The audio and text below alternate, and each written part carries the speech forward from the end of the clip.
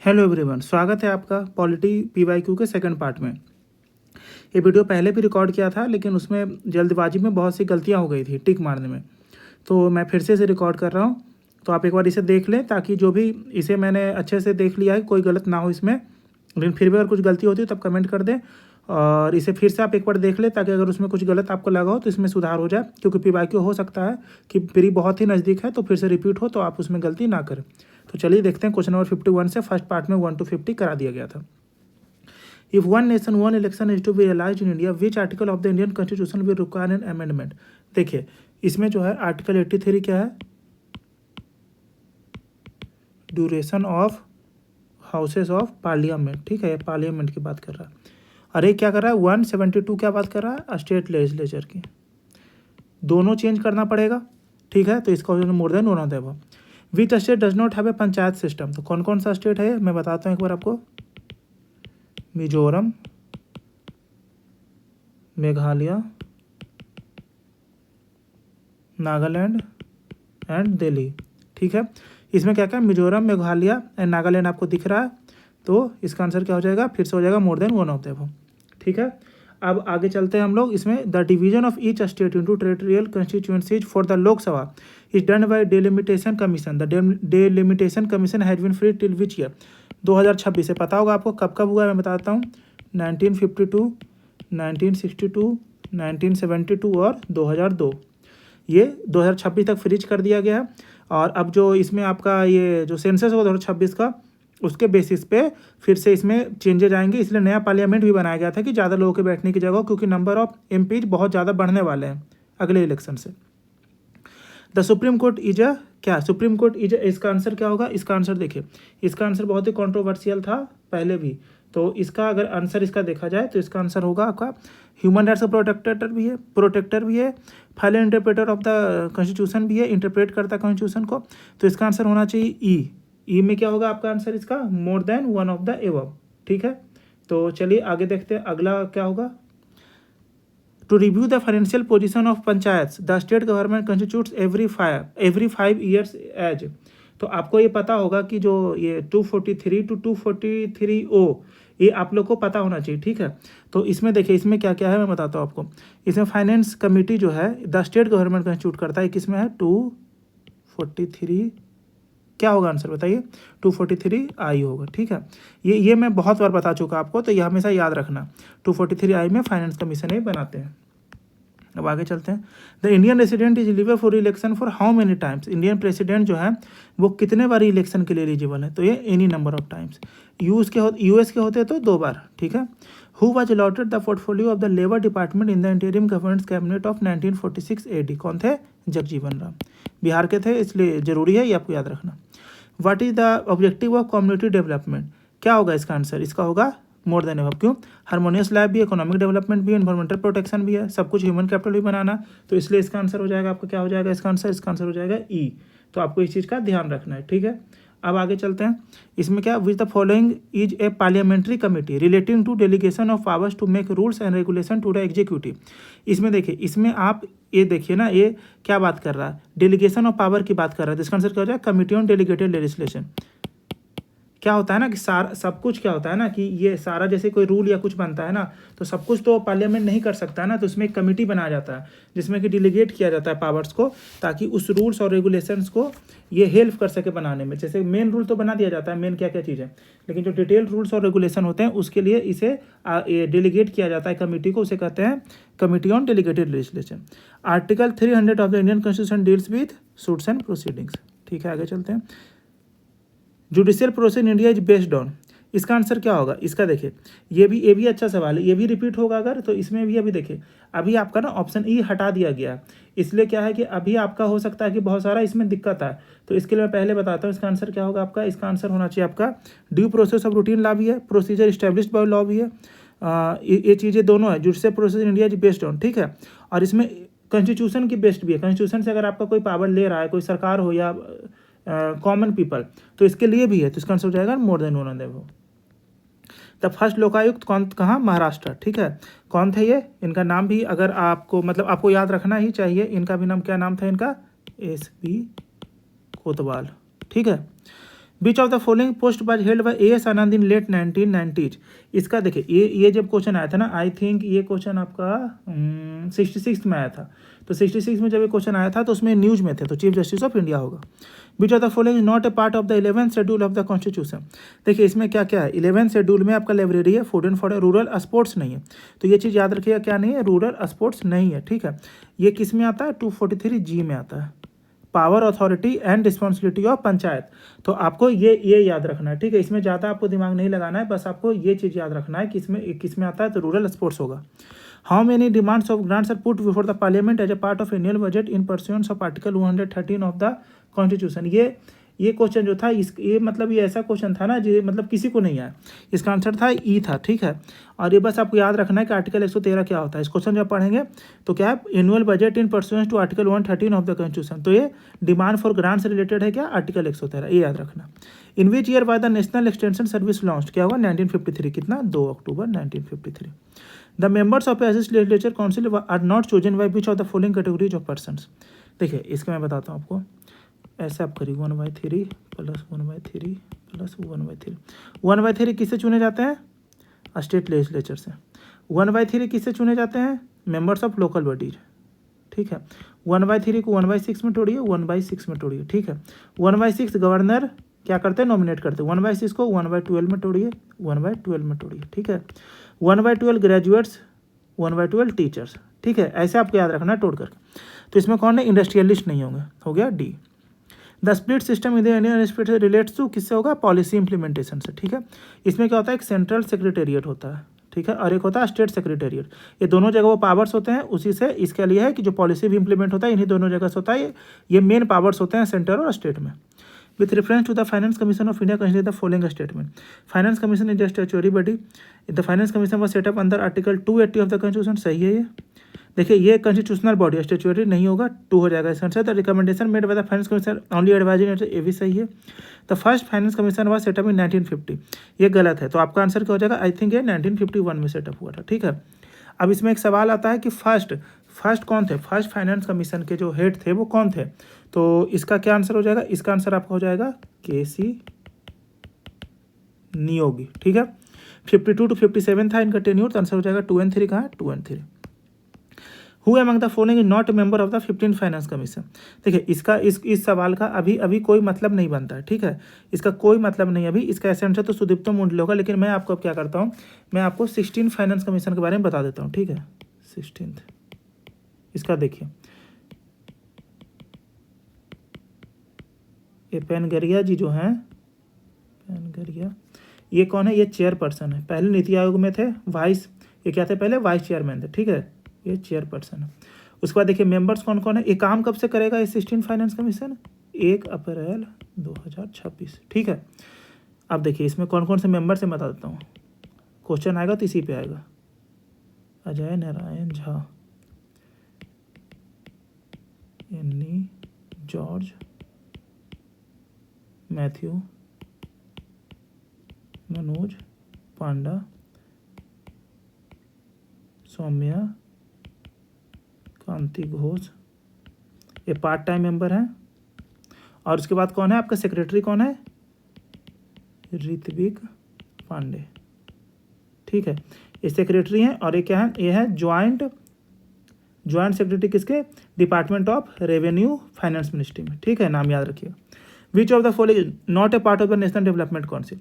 तो अब बात है नेशनल डेवलपमेंट काउंसिल के पार्ट कौन कौन होते हैं। देखिए PM होते हैं, यूनियन कैबिनेट मिनिस्टर्स होते हैं, CM होते हैं सारे स्टेट्स के, यूनियन टेरिटरी रिप्रेजेंटेटिव होते हैं, और नीति आयोग के मेंबर्स होते हैं। ऐसे याद रखिए, ठीक है। इसमें कौन सा नहीं हो जाएंगे, देखिए इसमें आपके ये chairman of the finance commission of India, इनका कोई चर्चा नहीं है, ठीक है।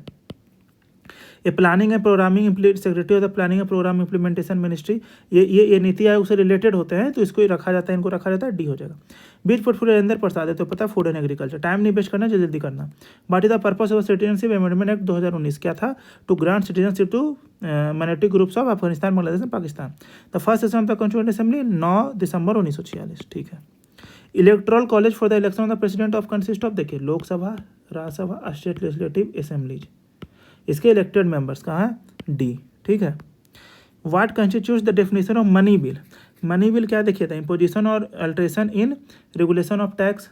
उसके बाद क्या है आपका, इसके बाद देखिए, इसके बाद क्या आपका, the regulation of borrowings of money, ये भी है, ये भी है। The appropriation of money from the consolidated fund of India, ये भी है। Declaration of any expenditure to be charge on the CFI, ये भी है। एक चीज़ है जो इसमें छूट गया है, ये भी मैं लिख देता हूँ, आप याद ही कर लीजिए मनी बिल में क्या क्या आता है। The receipt of money on account of consolidated fund of India, ठीक है, आंसर हो जाएगा more than one. The supreme court judgement of Indira Sawhney versus union of India related to which regarding the issue of OBC reservation in government employment, ठीक है। To be recognise as the national party India, party must have secured at least how much percentage of votes in the previous election, क्या होगा, at least 6% value polled in any 4 और more states. इसके बारे में मैं आपको डिटेल में बताता हूँ एक बार, देखिए यहाँ पे आपको कि क्या क्या चाहिए इसमें, कहाँ पे जगह है, ठीक है, यहाँ पे मैं बताता हूँ। देखिए फर्स्ट क्या है इसका, देखिए मैं बताता हूँ, फर्स्ट इसका क्या है, इसमें आपका कि इसे गॉड्स देख लीजिए, अगर ऐसा क्वेश्चन आएगा तो छोड़ना नहीं। रिकॉग्नाइज्ड इन 4 और more states, second can have candidates have secured at least 6% of total valid votes, यही लिखा हुआ है, यही आपका क्वेश्चन में लिखा हुआ ऑप्शन, ठीक है, in at least 4 states in last Lok Sabha और state legislative assembly election, and the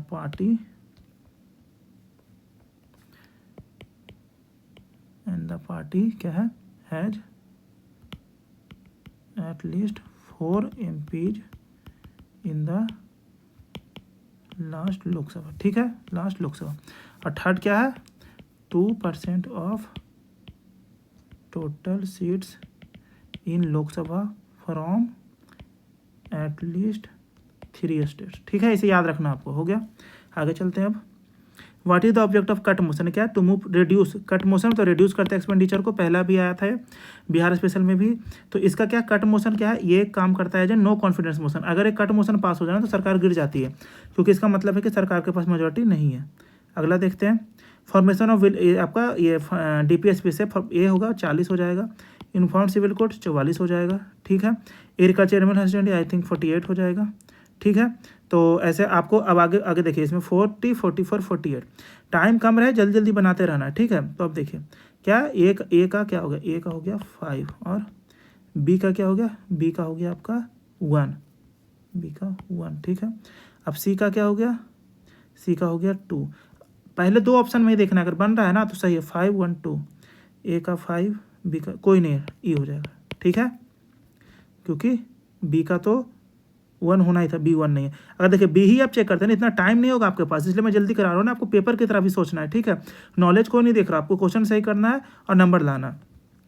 देखिए फिर से वही क्वेश्चन है, 50% of the total members of the Lok Sabha वाला 91st कॉन्स्टिट्यूशनल अमेंडमेंट एक्ट। ये देखिए ये क्या है, करेक्ट आंसर यूजिंग क्या है, using the courts given value. इसमें देखिए, इसमें क्या करना है ना आपको मैं बता रहा हूँ अभी, देखिए इसमें आपको कहाँ चला गया,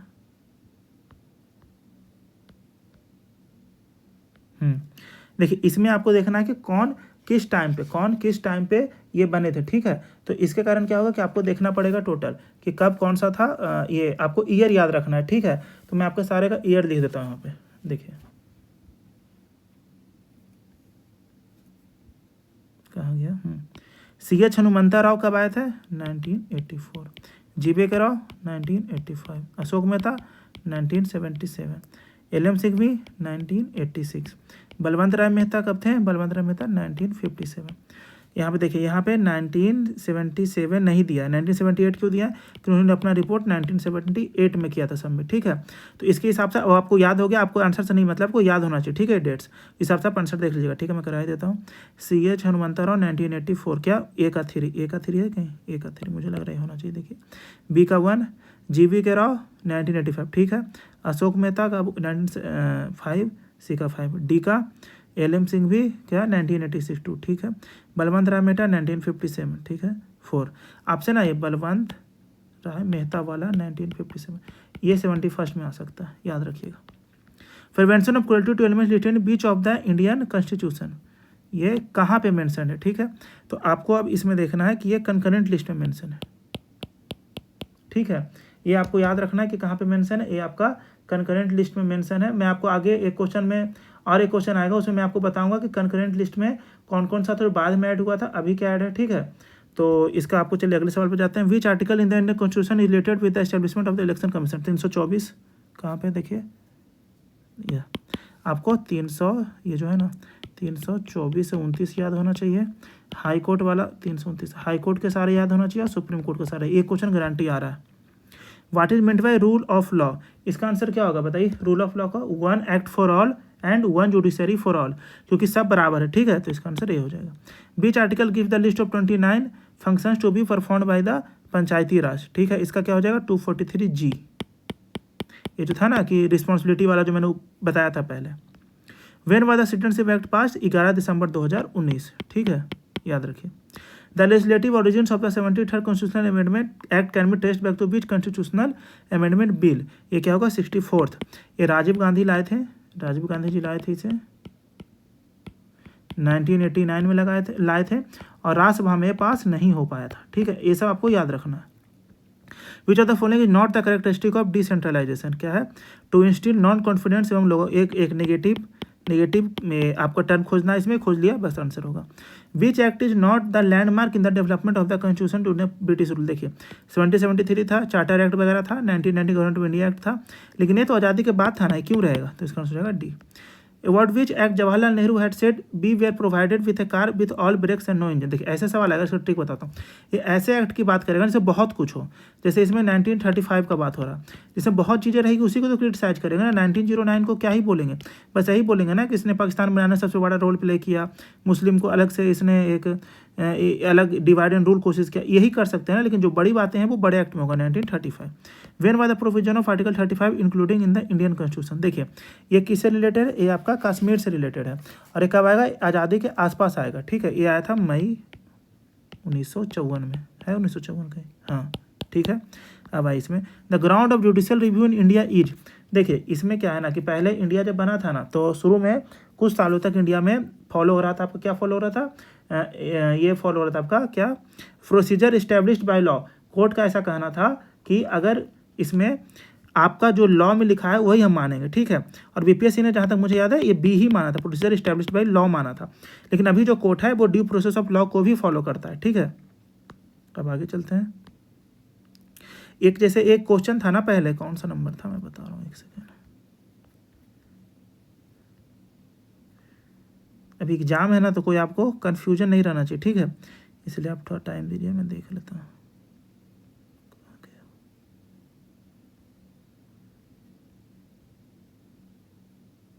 हाँ, judicial process in India is based on, इसमें बीपीएससी ने माना था, ये माना था आपका ई माना था जहाँ तक मुझे याद है, और उसमें उसने ये माना था। अगर आपके पास अभी सवाल आए और आपका मोर than one of the above answer रहे तो आपको ई में जाना है, ठीक है।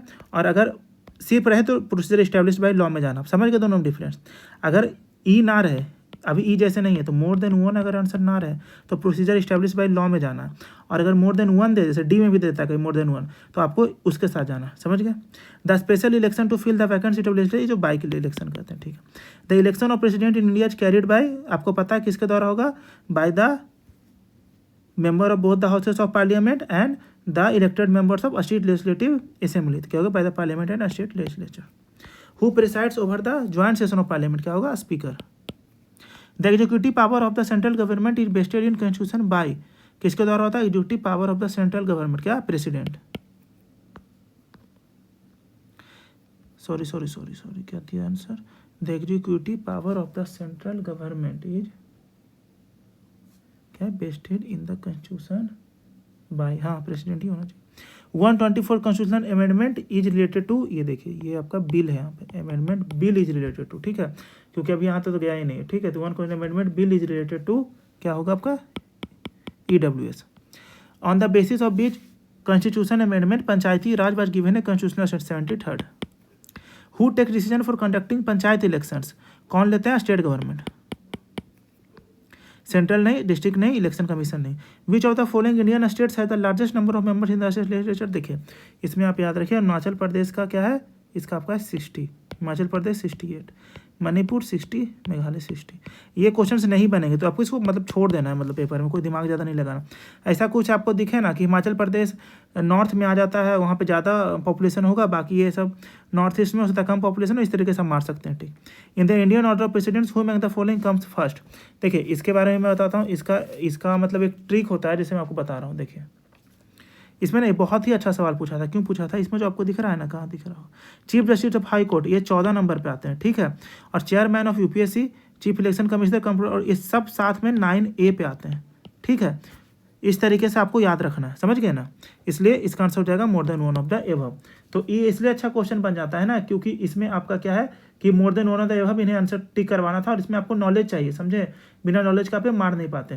जैसे कि अगर आप, जैसे मैं, अच्छा ठीक है, मैं लास्ट में ना आपको इसके बारे में फिर से बता दूंगा। ऐसे मैंने DSO वाले को पेपर में कराया था, तो आप उसे देख सकते हैं।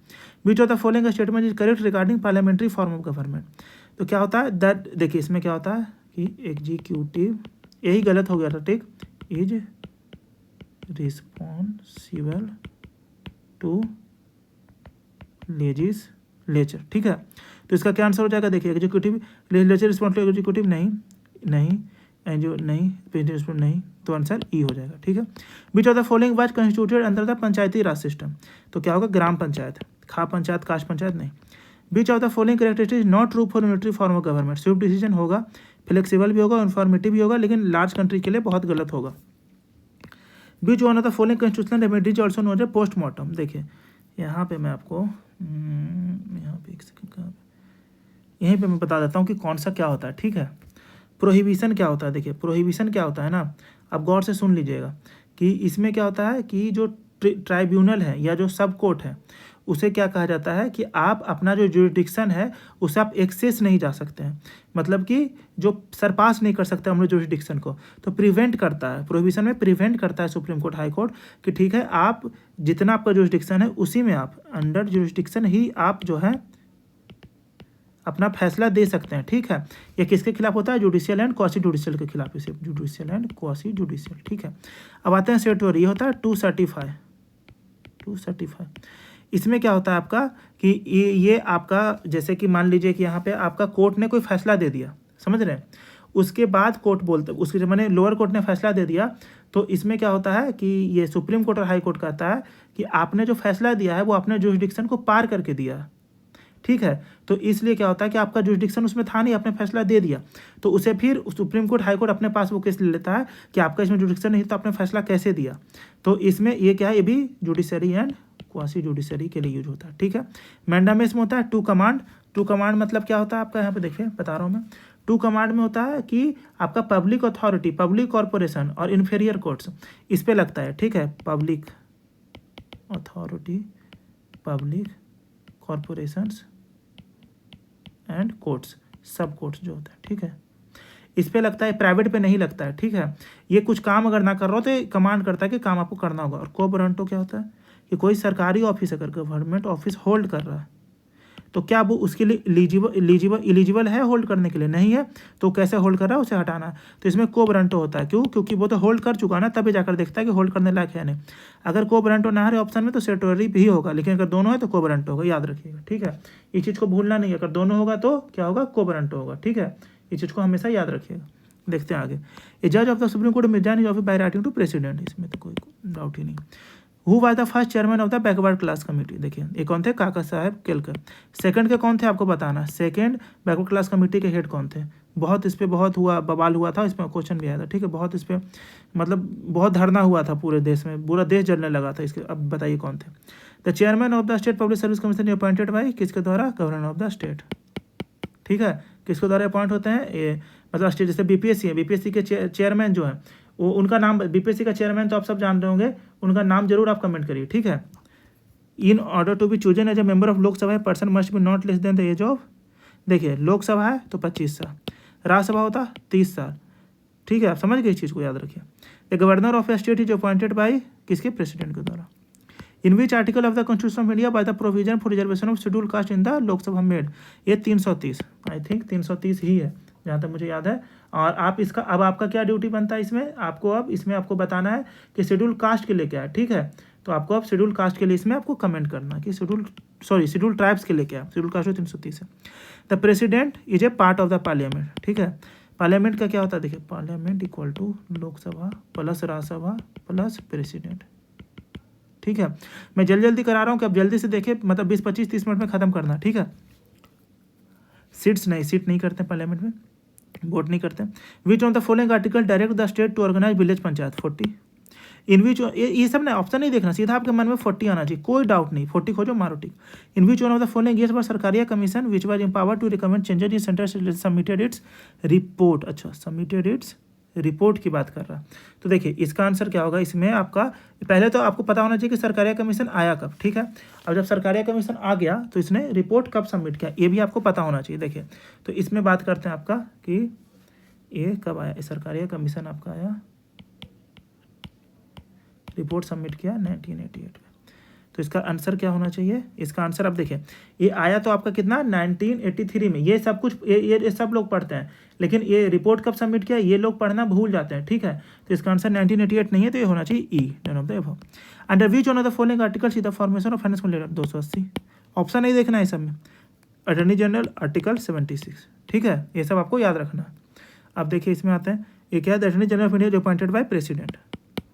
विच on the following committee recommend the creation of nyaya panchayat. एक और अशोक मेहता कमेटी, कब आए थे, कब कमेटी आए थे 1977। रिपोर्ट कब सबमिट किया 1978। ये सब चीज़ें याद रखना है, ठीक है। Which on the following function is not the concern of local self government. Public health sanitation है, पब्लिक यूटिलिटी सर्विस है, पब्लिक ऑर्डर जो मेंटेनेंस करना है या स्टेट गवर्नमेंट का है, याद रखिएगा। The system of panchayati raj is mentioned in, किस में है, स्टेट लिस्ट में। 50% रिजर्वेशन फॉर बिहार पंचायती, देखिए किन किन स्टेट्स में 50% रिजर्वेशन दिया गया वुमेन को, ठीक है।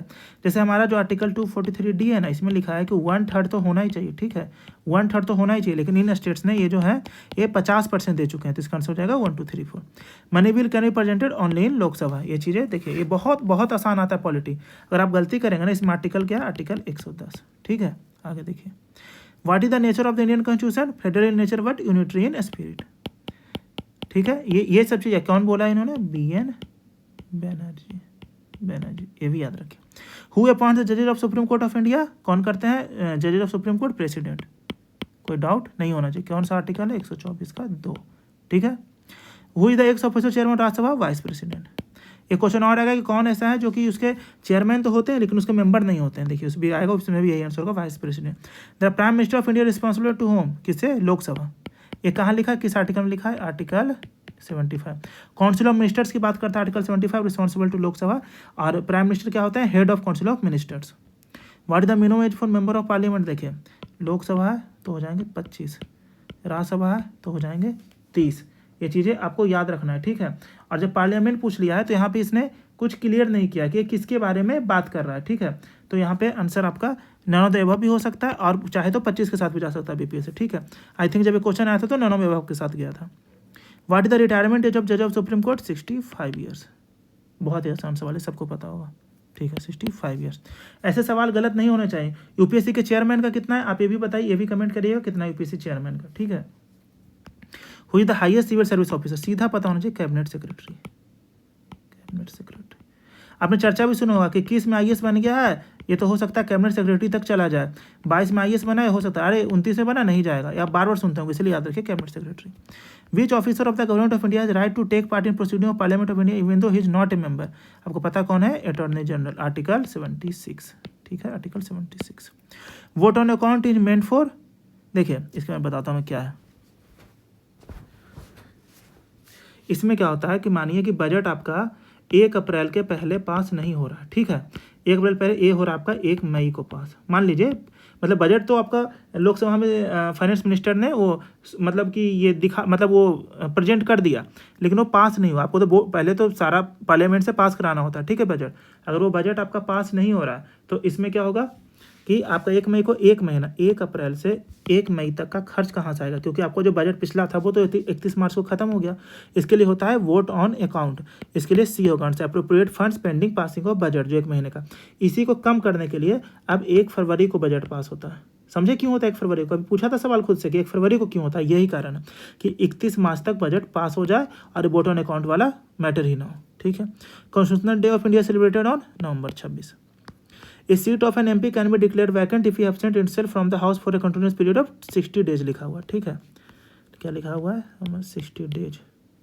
इसमें एक और इसमें जो रूल चलता है वो मैं आपको बता दूं कि 60 डेज तो होगा ही, लेकिन इसमें एक और चीज़ है जो कि आपको ध्यान रखना है कि 60 डेज में कौन सा काउंट नहीं होगा, जब हाउस जो है वो प्रोरोग या एडजर्न्ड हो गया है, कितना, 4 कंजिक्यूटिव डेज के लिए, 4 कंजिक्यूटिव डेज के लिए, तो उसे नहीं गिनेंगे, समझे। जैसे मान लो 60 दिन में 2 ऐसा इवेंट आया है तो 8 दिन इसे गैप कर देंगे, 52 डेज हो जाएगा, ठीक है। 60 दिन होता है 2 months. The Supreme Court has held that the hoisting the national flag atop the private building is a fundamental of every citizen under हो जाएगा 1A स्पीच एंड एक्सप्रेशन, ठीक है।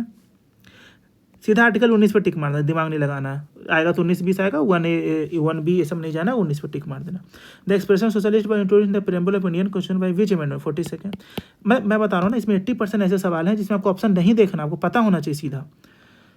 Creation of a new state requires क्या होना चाहिए? Simple majority, ठीक है। क्या? सिंपल मेजोरिटी, आर्टिकल 3 में, ठीक है। To the president of India exercises his powers either directly or through officer subordinate to them, through minister, through prime minister, through cabinet. नहीं ऐसा कुछ नहीं है, ये होगा आंसर। ये किस आर्टिकल में लिखा है? 53, आर्टिकल 53। मैं आर्टिकल्स भी आपका रिवाइज कराते जा रहा हूँ, ठीक है। Which of the following is listed among the directive principle in part 4 of the Indian constitution. क्या क्या है? Equal to equal, universal civil को 44 में, स्मॉल फैमिली नॉर्म, ऐसा तो कहीं नहीं मैंने पढ़ा अभी तक। Education through mother tongue private, small family norm, ये नहीं ऐसा नहीं होगा।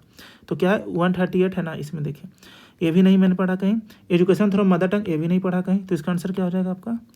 Directive principle part 4 of the 1 and 2 है आंसर। हाँ देखिए, बहुत आसान है, आपको बस पढ़ के जाना। एक मैं चीज़ सोच रहा हूँ, देखिए आप कमेंट करिएगा, ये वीडियो आएगा, इससे मतलब मैं मतलब ये वीडियो रिलीज होगा तो मैं इसको कल हो करके, अगर आप कमेंट करते हैं पॉलिटी का 1 शॉट, जिसमें कि मैं पॉलिटी बहुत बड़ा सब्जेक्ट है, इसे 1 शॉट में 5 घंटे लगेंगे, मैं 1 आवर में कोशिश करूंगा कि जो अमेंडमेंट्स हैं, जो इंपॉर्टेंट आर्टिकल्स हैं, और जो मतलब बहुत ज़्यादा जैसे ये आपका है क्या होगा 352 इमरजेंसी है, ये सब मैं एक जगह ले आऊँ 1 घंटे में, समझे। किसी बुक से मैं उसके मतलब मैं जब मतलब उसे क्रॉप करके मैं ले आऊँगा, कुछ हैंड रिटन नोट से भी, और उस तरह से मैं आपको बता दूँ ताकि आप एक बार रिवाइज कर लें। अगर ऐसा चाहिए तो आप कमेंट कर दीजिएगा कि लाना या नहीं लाना। अगर आप लोग को लग रहा हो कि अब एग्जाम है, अब क्या फ़ायदा, तो आप मतलब मत करिएगा। अगर चाहिए तो आप कमेंट कर दीजिएगा, मैं ले आऊँगा, ठीक है। मैं ले आऊँगा कितनी तारीख को आपके लिए, मैं चीज़ ले आऊँगा आपका 7 तारीख को आ जाएगा, ठीक है। आप कमेंट कर देना, ASO को फ़ायदा हो जाएगा और BPSC को भी। Choose the fundamental rights available to Indian citizens but not to aliens. इसका क्या हो जाएगा आंसर? देखिए मैं एक चीज़ बताया था आपको, पहले बताता, 15, 16, 19, 29, 30, ये जो है सिर्फ सिटीजन्स के पास है, ठीक है। तो सिटीजन क्या क्या है इसमें देखिए, freedom of speech and expression 19 है, ये सिटीजन को मिलेगा सिर्फ। इक्वलिटी बिफोर द लॉ सबको मिलेगा, ठीक है। राइट टू माइनॉरिटीज 29 में आता है, सिर्फ सिटीजन को मिलेगा। प्रोटेक्शन ऑफ लाइफ लिबर्टी सबको मिलेगा, ठीक है। तो क्या हो गया 1 and 3, अब समझ गए। Available to Indian citizens but not to aliens से क्या 15, 16, 19, 29, 30 से क्या इंडियन सिटीजन्स के लिए, Indian citizens 15, 16, 19, 29, 30। The decentralisation system by recommended by, decentralisation system किन्होंने रिकमेंड किया था? आपको ये चीज़ पता होना चाहिए, बलवंत राय मेहता। ये बलवंत राय मेहता ने रिकमेंड किया था। इनके बहुत सारे सवाल आते हैं, तो आपको याद होना चाहिए किस साल आए थे बलवंत राय मेहता, किस साल आए थे, आपको पता होना चाहिए 1957 इनको कमेटी जो मतलब बलवंत राय मेहता कमेटी, ठीक है। Justice JS Verma committee report deals with, देखिए ये निर्भया कांड के बाद आया था दिल्ली में, ठीक है। निर्भया कांड हुआ था, उसके बाद ये बनाया गया था कमेटी। इन्होंने बोला था ऑफेंसेस अगेंस्ट वुमेन के बात किया था इन्होंने। Name the committee which was set up by the NDC in 1957 for the reorganisation of state 3 tier system. आ गया ना क्वेश्चन, ऐसा ही क्वेश्चन आएगा लंबा सा। बलवंत राय मेहता मार देना, 1957 देखना, BRM याद करिए, बलवंत राय मेहता, ठीक है। Who is the constitutional head of the state government, governor. Option देखना ही नहीं, ऑप्शन आप देख रहे हो, आप टाइम खराब कर रहे हो। नेशनल इमरजेंसी में भी declare by the president of India in line with 352, ठीक है। Of the following statement which one is not correct. Supreme court पर कंस्टिट्यूट 1950, ठीक। Supreme court is the highest court of appeal, सही है।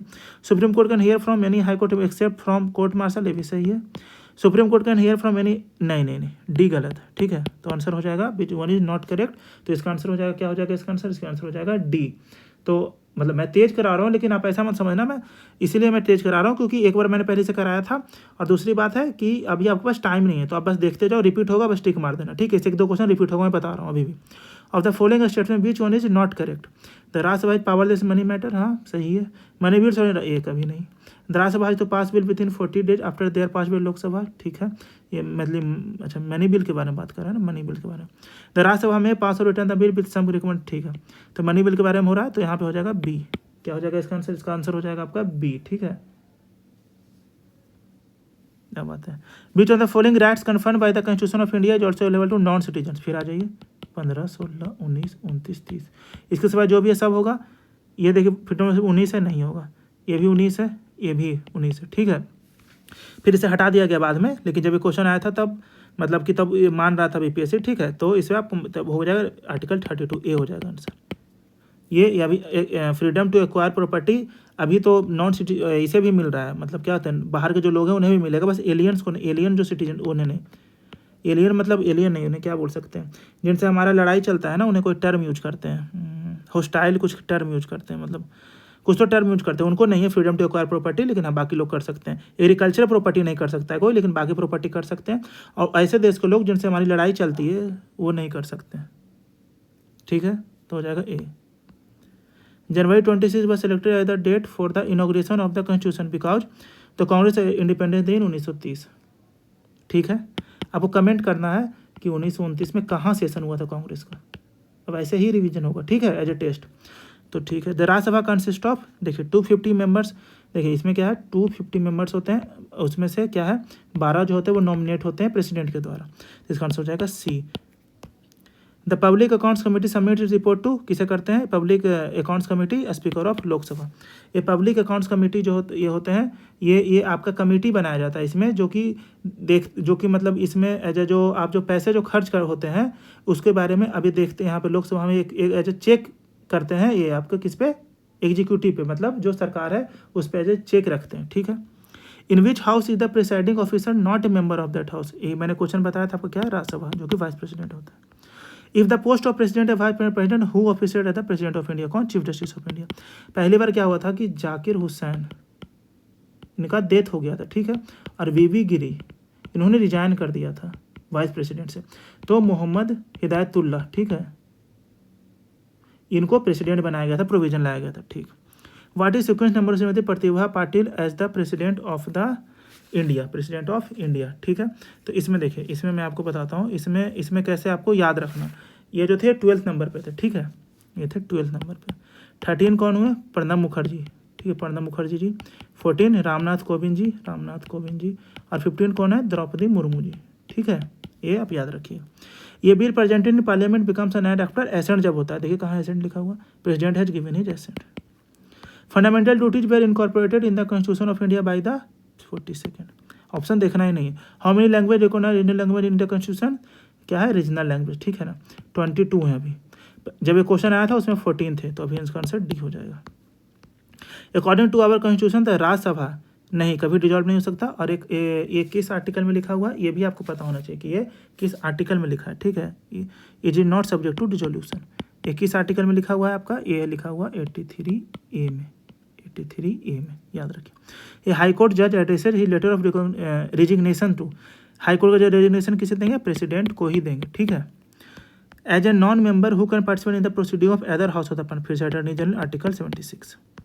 इन the following word socialist, democratic, sovereign, secular, rearrange the correct sequence. देखिए क्या है? SSSDR, याद रखिए आप ऐसे।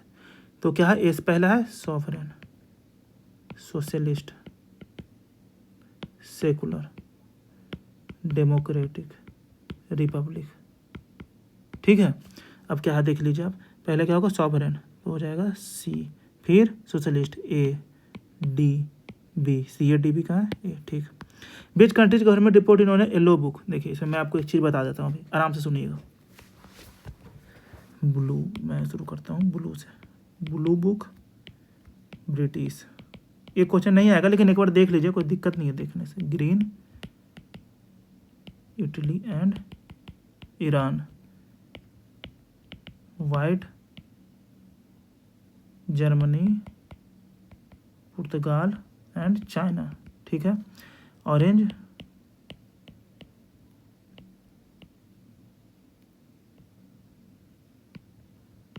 नीदरलैंड, आप क्रिकेट में जर्सी भी देखोगे ऑरेंज होता है नीदरलैंड का। Yellow France. अब वाइट पेपर इंडिया में यूज होता है, white paper India. Grey book Japan and Belgium. ठीक है, इसे आप एक बार स्क्रीनशॉट ले लीजिएगा, ठीक है इसका, और याद कर लीजिएगा, एक बार देख लीजिएगा, याद नहीं आएगा क्वेश्चन ऐसे इसका आंसर हो जाएगा France. The serial number of mister Mohammad Hamid Ansari as vice president of India is, इनका भी नंबर सेम था, प्रतिभा पाटिल जी का जो था वही नंबर था इनका भी। कौन सा था आपका नंबर? इनका नंबर था आपका 12th। इसके बाद कौन है? हमीद अंसारी जी के बाद कौन है? आप पता होगा, वेंकैया नायडू 13 नंबर पे। उसके बाद कौन है?